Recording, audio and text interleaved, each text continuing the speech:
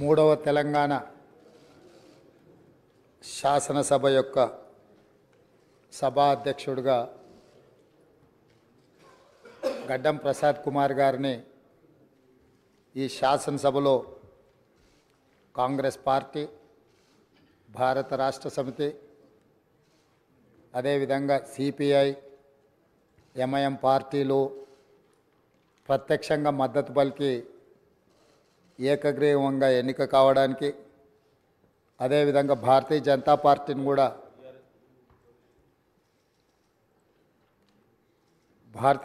పార్టీని కూడా సంప్రదించడం జరిగింది.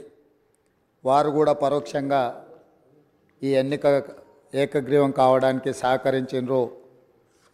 సభాపక్ష నాయకుడిగా మా సభ్యులకు, భారత రాష్ట్ర సమితి అధ్యక్షుడు మరియు శాసనసభ్యులకు, ఎంఐఎం అసదుద్దీన్ ఓవైసీ గారికి, అక్బరుద్దీన్ ఓవైసీ గారికి, సిపిఐ పార్టీ నాయకులకు అందరికీ, ఆ పార్టీ అధ్యక్షులకు, శాసనసభ్యులందరికీ కూడా ఈ సభాపక్షాన మనస్ఫూర్తిగా వారికి ధన్యవాదాలు తెలియజేస్తున్నాను. ఈ సభ ఒక మంచి సాంప్రదాయానికి మొదటి రోజే మనమందరము ఒక మంచి సాంప్రదాయాన్ని ముందుకు తీసుకెళ్ళడానికి అందరూ సహకరించడం, ఈ సాంప్రదాయం భవిష్యత్తులో కూడా కొనసాగాలి. ఈ మంచి సాంప్రదాయము సభ సమన్వయంతో, అందరి సహకారంతో ఈ సమావేశాలను మనం నిర్వహించుకుంటే తెలంగాణ ప్రజల యొక్క ఆకాంక్షను, తెలంగాణ ప్రజల యొక్క ఆలోచనను ఈ సభ ద్వారా పరిష్కరించడానికి అవకాశం ఉంటుంది. అదేవిధంగా గడ్డం ప్రసాద్ కుమార్ గారు నా సొంత జిల్లా, నేను ఎక్కడి నుంచి అయితే శాసనసభ్యుడిగా ప్రాతినిధ్యం వహిస్తున్నానో ఆ ప్రాంతం వాడు. వికారాబాద్కి చరిత్రలోనే గొప్ప పేరుంది.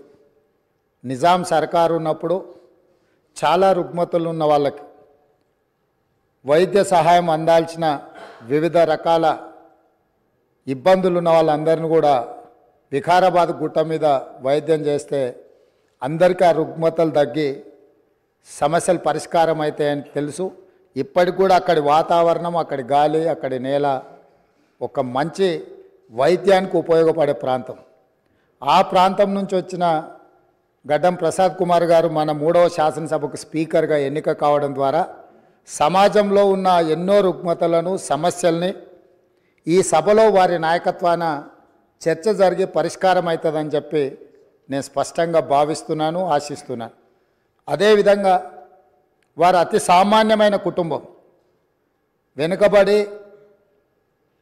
చిన్న వయసులోనే తండ్రిని కోల్పోయి కుటుంబ బాధ్యతను తీసుకొని 8 మంది సోదరీమణుల మధ్యలో ఒక్కడుగా చిన్న వయసులోనే కుటుంబ బాధ్యతను భుజాల మీద వేసుకొని 8 మంది ఆడపడుచులను సమన్వయం చేసుకుంటూ సమాజంలో కుటుంబం యొక్క గౌరవాన్ని నిలబెడుతూ ఏ లోటు రాకుండా సోదరీమణులందరినీ కూడా ఈ రోజుకు, ఆ రోజు నుంచి ఈ రోజు వరకు సమన్వయంతో ముందుకు తీసుకెళ్తున్నాడు. అంటే ఉమ్మడి కుటుంబం ఎలా ఉండాలి, ఉమ్మడి కుటుంబంలో కుటుంబ సభ్యులకు ఉండే సమస్యల్ని వాళ్ళు అడగకముందే గుర్తించి పరిష్కరించడం తెలిసింది అని అంటే ఈ శాసనసభ కూడా స్పీకర్ గారి కుటుంబం.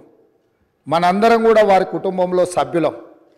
అది ప్రతిపక్షమో, పాలకపక్షమో, విపక్షమో అనే విభేదాలు లేకుండా సభ్యులు అంటే ఈ సభ యొక్క సభ్యులు.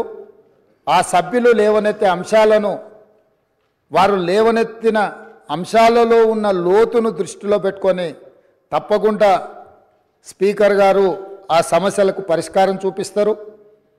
ఒక కుటుంబాన్ని, ఉమ్మడి కుటుంబాన్ని నడిపించడం, సమన్వయం చేయడం, సమాజంలో ఆ కుటుంబం యొక్క గౌరవాన్ని నిలబెట్టడం తెలిసిన వ్యక్తులు ఈ సభకు సభాధ్యక్షుడు అయిందంటే మన అందరి యొక్క హక్కులను తప్పకుండా వారు కాపాడతారు. అదేవిధంగా వారు రాజకీయ ప్రస్థానం, స్థానిక సంస్థలు ఒక ఎంపీటీసీగా వారి రాజకీయ ప్రస్థానం మొదలయ్యి అక్కడి నుంచి వారు ఎంపీపీ అవ్వడం, 2008 ఉప ఎన్నికలలో శాసనసభ్యుగా ఎన్నికవడం, 2009లో తిరిగి వారు శాసనసభ్యుడిగా ఎన్నికవ్వడం, తర్వాత వారు మంత్రిగా సేవలు అందించడం, హ్యాండ్లూమ్ వీవర్స్కి వాళ్ళకున్న లోన్లు కానీ లేకపోతే వాళ్ళ సమస్యలను పరిష్కరించడంలో క్రియాశీలక పాత్ర పోషించడము, వారు మంత్రిగా ఉన్నప్పుడు వికారాబాదును శాటిలైట్ టౌన్గా గుర్తించి కీర్తిశేషులు పెద్దలు జైపాల్ రెడ్డి గారు అర్బన్ డెవలప్మెంట్ మినిస్టర్గా ఉన్నప్పుడు ఢిల్లీకి వెళ్ళి వారితో మాట్లాడి వికారాబాద్ పట్టణాన్ని శాటిలైట్ టౌన్గా గుర్తించి 2200 కోట్ల రూపాయలు మంజూరు చేయించి అక్కడ అభివృద్ధి కార్యక్రమాలను ముందుకు తీసుకెళ్ళి ఆ రోజు వారు అక్కడి ప్రజల యొక్క సేవలో వారు ముందున్నారు. అదేవిధంగా అక్కడ మెడికల్ కాలేజ్ కావాలని వారే ఆ రోజు ఆ ప్రతిపాదన తీసుకొచ్చి ఈరోజు మెడికల్ కాలేజ్ మంజూరు అయింది. ఇంకా స్టాఫ్ ఇతర అంశాలు కూడా కొన్ని ఉన్నాయి. వారే అక్కడి నుంచి ఆదేశాలు ఇచ్చి తప్పకుండా ఆ సమస్యను పరిష్కరించడమే కాకుండా అప్పా జంక్షన్ నుంచి వికారాబాద్ మన్నగూడ చౌరస్తా వరకు రోడ్ వైడనింగ్ విషయంలో కానీ వీట్లల్లో కూడా వారు ప్రత్యేకమైన చొరవ చూపించి ప్రాంతం యొక్క అభివృద్ధిని వారు ఎప్పుడూ మర్చిపోకుండా వారు ఎన్నికలలో గెలిచిన ఒకవేళ ఫలితాలు వారికి అనుకూలంగా రాకపోయినా వారెప్పుడు కూడా ప్రజలకు దూరంగా ఉండలేదు. కాబట్టి ఈరోజు గడ్డం ప్రసాద్ కుమార్ గారు లాంటి వ్యక్తులు సునిశ్చిత దృష్టితో, సమస్యల అవగాహనతో, సభ్యుల సమన్వయంతో ఈ శాసనసభను వారి నాయకత్వంలో మనందరం ఒక ఆదర్శవంతమైన శాసనసభగా నడిపించడానికి వారి పూర్తిగా మన అందరికీ దశ దిశ నిర్దేశిస్తారు.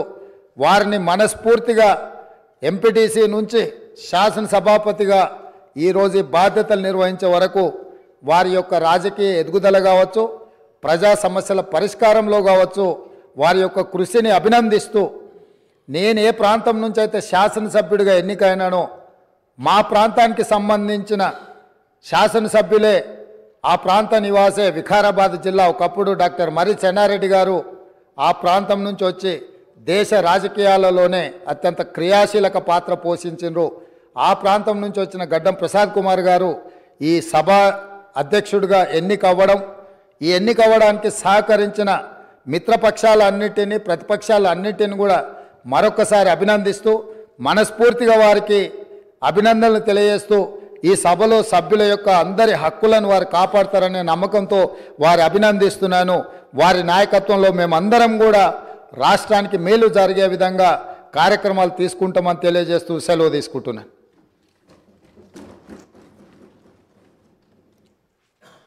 శ్రీ మల్లు భట్టి విక్రమార్క.